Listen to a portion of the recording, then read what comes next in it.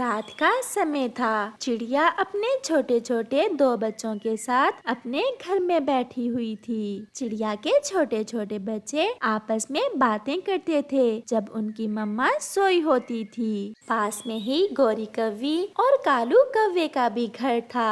गोरी कौवी तो पहले ही चिड़िया से बहुत जलती थी। अब तो चिड़िया के बच्चों की चू चू को लेकर गोरी कौवी और भी ज्यादा गुस्से में थी। कालू जी, जाओ और उस चिड़िया के बच्चों को चुप करवा कर आओ, मुझे नींद नहीं आ रही। देखो तो कैसे चू चू कर रहे हैं छोटी चिड़िया के छोटे बच्चे। मैंने शाम को भी समझाया था उस चिड़िया को कि अपने बच्चों को रात के समय चुप रखा करो, परंतु ये चिड़िया है कि समझती ही नहीं। मैं अभी जाता हूँ। फिर कालू कौवा जाकर चिड़िया के घर पर दस्तक देता है। चिड़िया दरवाजा खोलती है। कालू भैया, इतनी रात को कैसे आए हैं आप? अपने बच्चों को चुप करवा लो, हमें नींद नहीं आ रही इनके शोर से।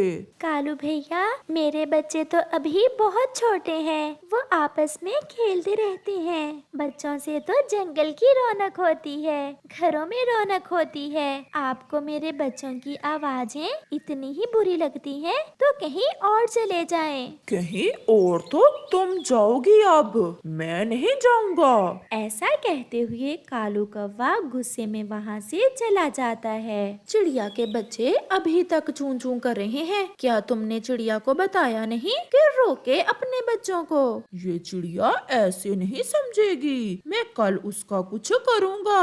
कालू कौवा सारी रात चिड़िया के बारे में ही सोचता रहता है कि कैसे चिड़िया को वहाँ से भगाए। फिर सुबह हो जाती है और कालू कौवा अपनी पत्नी से कहता है, गोरी, आज मैं जंगल के पास वाली इंसानों की बस्ती में जा रहा हूँ उस चिड़िया का कोई बंदोबस्त करने। मैं शाम को लौटूंगा।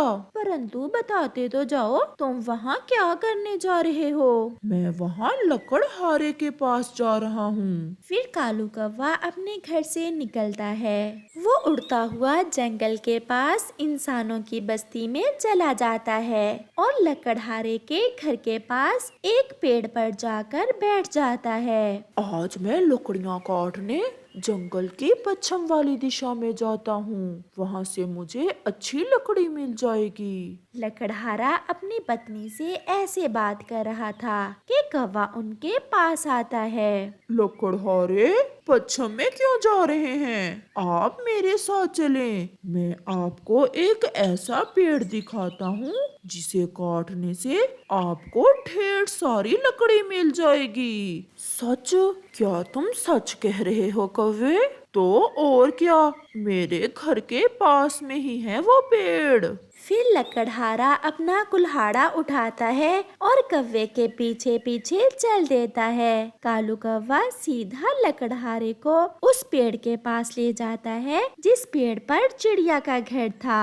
देखो कितना बड़ा और मजबूत पेड़ है, इसे काट लो और पूरा महीना आपको लकड़ियाँ काटने की जरूरत नहीं होगी। लकड़हारा उस पेड़ को अच्छे से देखता है। उसे पेड़ों की बहुत पहचान थी। नहीं कौवे, तुम नहीं जानते जो मैं जानता हूँ। इस पेड़ की लकड़ी तो अंदर से खाली है। ये लकड़ी तो मेरे काम की नहीं। हाँ, ये पेड़ मेरे काम का है। नहीं नहीं लकड़हारे, इस पेड़ पर तो मेरा घर है, इसे ना काटना, मेरा घर टूट जाएगा। आवाज सुनकर गोरी कौवी भी वहाँ आ जाती है। चिड़िया भी अपने घर के बाहर बैठी ये सब देख रही थी। हम इंसान तो अपने फायदे के लिए इंसानों के घर गिरा देते हैं, तुम तो फिर भी एक काले कौवे हो। चल भाग यहाँ से। ऐसा कहते हुए लकड़हारा अपना कुल्हाड़ा चलाता है और उस पेड़ को काटना शुरू कर देता है। कालू, ये क्या, तुमने लकड़हारे को बुलाकर हमारे घर वाला ही पेड़ कटवा दिया? मुझे क्या पता था कि इस लकड़हारे को यही पेड़ पसंद आ जाएगा। मैं तो इसे चिड़िया के घर वाला पेड़ काटने के लिए बुला कर लाया था। लकड़हारा उनकी कोई बात सुने बिना वो पेड़ काटे जा रहा था। चिड़िया कौवों के पास आती है। मुझे बेघर करना चाहते थे ना तुम, देख लो भगवान ने तुम्हें ही बेघर कर दिया। मेरे बच्चों की चूं चूं से तंग थे। अब किसी वीराने में जाकर अपना घर बनाना जहाँ कोई दूसरा पक्षी ना हो। कौवे चुप थे क्योंकि वो बोलते भी तो क्या। लकड़हारे ने पेड़ काट लिया था और कौवों का घर नीचे गिरकर टूट गया था। चिड़िया प्लीज आज की रात हमें अपने घर में रख लो। जी नहीं, मेरे घर में तो मेरे बच्चे चूं चूं करते हैं, तुम्हें मेरे घर में नींद कैसे आएगी। ऐसा कहते हुए चिड़िया अपने घर जाकर दरवाजा बंद कर लेती है और कौवे अपने टूटे हुए घर पर बैठे रो रहे थे। प्यारे दोस्तों, इस कहानी से हमें सीख मिलती है, कभी किसी का बुरा ना सोचो, क्योंकि जो गड्ढा हम दूसरों के लिए खोदते हैं कभी कभी हम खुद भी उस गड्ढे में गिर जाते हैं। कुकू बेटा, शाम होने से पहले घर लौट आना, और हाँ, किसी पक्षी को तंग ना करना और कोई उल्टी सीधी शरारत ना करना। नहीं मम्मा, मैं अपना भोजन ढूंढकर जल्द ही घर लौट आऊंगा। नदी पर बुलबुला और जग्गू कौवा, जो कुकू के दोस्त थे, कुकू का इंतजार कर रहे थे। बहुत देर कर दी कुकू, हम कब से तुम्हारा इंतजार कर रहे हैं। आज हम पहाड़ों पर जाएंगे, सुना है वहाँ बहुत सारे फल हैं। मेरी मम्मा ने कहा था कि शाम होने से पहले पहले घर लौट कर आना है। तुम तो हर समय अपनी मम्मा से ही डरते रहते हो। फिर वो तीनों दोस्त पहाड़ों की तरफ उड़ते हैं। रुको रुको, यहाँ एक बूढ़ा पक्षी रहता है, उसे थोड़ा तंग करते हैं। जग्गू और बुलबुला एक पेड़ की डाल पर बैठ जाते हैं। ऐसे किसी को तंग करना ठीक नहीं, आप चलें, हम भोजन की खोज में आए थे, ऐसे फजूल कामों में समय जाया नहीं करते। तुम जाओ, हम तो ऐसे ही करते हैं। फिर जग्गू उस बूढ़े पक्षी के दरवाजे पर दस्तक देता है। जब वो बूढ़ा पक्षी दरवाजा खोलता है तो जग्गू उससे कहता है, अंकल अंकल, ये लें, मेरे पास 2 अमरूद थे, एक मैंने खा लिया है, आप बूढ़े हैं, एक आप खा लें। आपका बहुत बहुत धन्यवाद, आप बहुत अच्छे पक्षी हो। फिर वो बूढ़ा पक्षी जैसे ही अपनी चोंच उस अमरूद पर मारता है, उसमें तो जग्गू ने पत्थर डाल रखा था। हाय मेरी चोंच, मेरी चोंच, शरारती बच्चों, तुमने मेरे साथ क्या किया।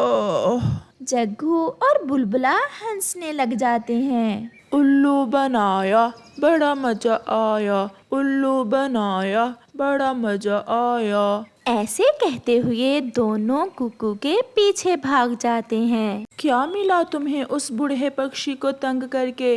मजा आया, हमें ऐसी शरारतों में बहुत मजा आता है। मैंने तो अपने लिए भोजन ढूंढ लिया है, मैं तो घर वापस जा रहा हूँ। यार कुकू, थोड़ी देर रुक जाओ, हम इकट्ठे ही जाएंगे। फिर जग्गू की नजर थोड़ी दूर एक फल पर जाती है। बुलबुले, वो देखो, वहाँ लाल रंग का फल है। बुलबुला और जग्गू उस फल के पास चले जाते हैं। कुकू भी उनके पीछे चला जाता है। ये फल मैंने कभी नहीं देखा और ना खाया, ये फल जहरीला भी हो सकता है। तुम तो हर समय डरते हो, इतना आकर्षक है ये फल, ये जरूर बहुत मीठा होगा। हम पहले पेट भर के इस फल को खाएंगे और फिर मम्मा पापा के लिए घर भी ले जाएंगे। आप मेरी बात मान लें, अगर ये फल खाने लायक होता तो इतने सारे फल इस पेड़ पर ना होते, कोई ना कोई पक्षी पहले ही इसे खा लेता।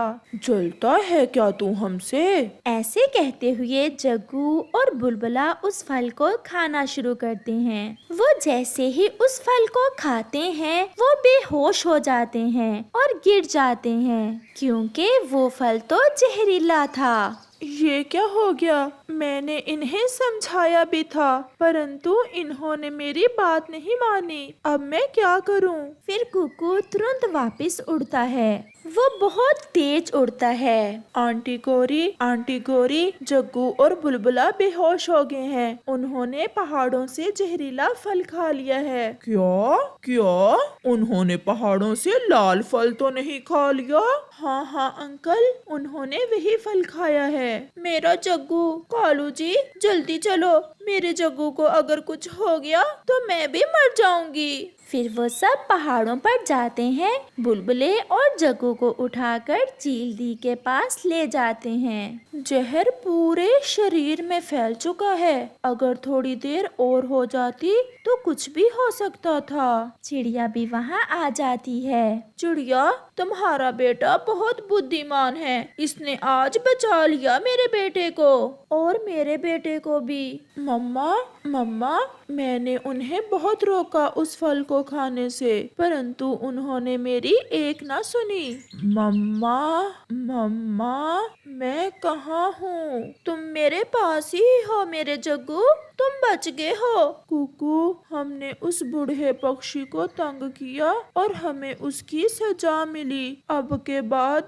हम कोई ऐसी शरारत नहीं करेंगे और हमेशा फल देखकर खाएंगे, कभी लालच नहीं करेंगे, ये भी वादा करो। हाँ बच्चों, जो दूसरों को तंग करता है, हमेशा शरारतें करता है, वो कभी कभी खुद भी मुसीबत में पड़ जाता है। ऐसे कुकू ने अपने दोस्तों को बचा लिया और वो अच्छे पक्षी बन जाते हैं।